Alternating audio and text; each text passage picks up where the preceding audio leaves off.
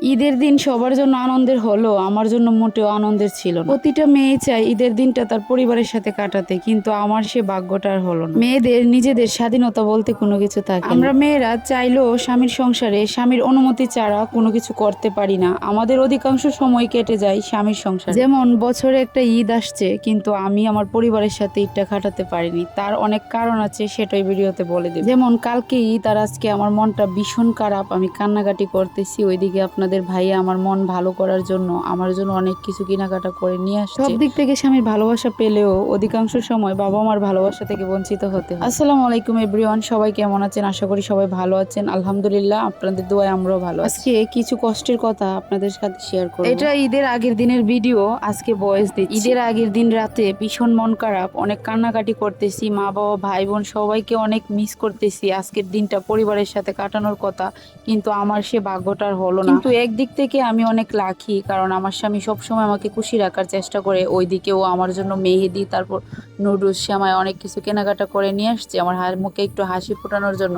তারপরে আমি কান্না করতেছি, শুয়ে পড়ছি, ও আমাকে মেহেদি দিয়ে দিচ্ছে পায়ে, একটু হাসানোর চেষ্টা। এখন অনেকেই বলবেন কেন আমরা ঈদে বাড়িতে যাই নাই। ঈদে বাড়িতে না যাওয়ার কারণ হলো, আমাদের যেহেতু বাবু হয়েছে, লং টাইম বাড়িতে থাকা হয়েছে 2.5 মাসের মতো।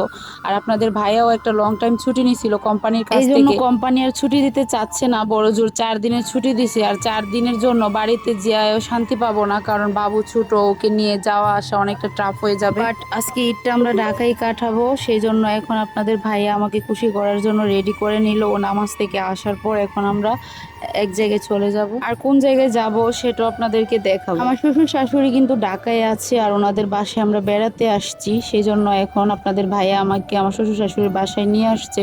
তো আমি বেলপুরি দেখে বেলপুরি খেতে চাইছিলাম, আপনাদের ভাইয়া আমাকে বেলপুরি এনে দিছে। যাই হোক, আপনাদের ভাইয়া আমাকে একটু খুশি করার চেষ্টা করছিল। শ্বশুর শাশুড়ি তো শ্বশুর শাশুড়ি, আর বাবা মা তো বাবা মা। ওনাদের বাসায় আসার পর একটু ভালো লাগতেছে। তারপর আপনাদের ভাইয়া আর একটু মন ভালো করার জন্য আমাদের উদ্যান গার্ডেনে নিয়ে গেছে। তো আমি কখনো এই গার্ডেনে যাই নাই, আজকে ফার্স্ট যাব মিরপুর গার্ডেনে। তো এখানে আমার শাশুড়ি, তারপর আমি, আমাদের বাবু রাইসা, তারপর আপনাদের ভাইয়া, ওইদিকে আমার ননদ, আমরা আজকে ঘুরতে আসছি এই গার্ডেন। কারা কারা মিরপুর থেকে আমাদের এই ভিডিওটা দেখতেছেন অবশ্যই কমেন্টে জানাবেন। আর এই গার্ডেনে কারা কারা গেছেন সেটাও কমেন্টে জানাবেন। মা ছেলে বোন সবাই খুব খুশি, তাদেরকে একটু ক্যামেরা বন্দি করে নিলাম। তো ওনাদের 3 জনের চেহারা কিন্তু একরকম, সবাই কমেন্টে বলবেন। আপনাদের ভাইয়া কিন্তু অনেকটাই খুশি, কারণ ওর বাবা মা ভাই বোন সবাই ঢাকায় আছে, কিন্তু আমার এখানে কেউ নেই। এইদিকে আমি ভিডিও করতেছি, আর ওইদিকে ভাই বোন ছবি তোলা নিয়ে ব্যস্ত। সত্যি পরিবারের সাথে ঈদ কাটাতে সবারই ভালো লাগে। যে যেখানে আছেন সবাইকে ঈদ মুবারক। আর আমাদের রাইসা মামুনির জন্য সবাই দোয়া করবেন, আর সবাই ভালো থাকবেন, এই দোয়াই রইল। আল্লাহ হাফেজ সবাইকে।